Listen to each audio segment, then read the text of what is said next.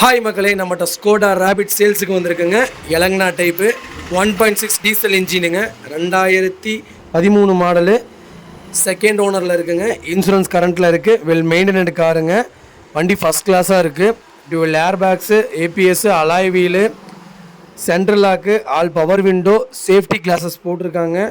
Power ஸ்டேரியும் first கிளாஸாக இருக்குங்க. ஸ்டெப்னி அலாயும் சூப்பராக இருக்குது. Centre safety child lock போட்டிருக்காங்கங்க.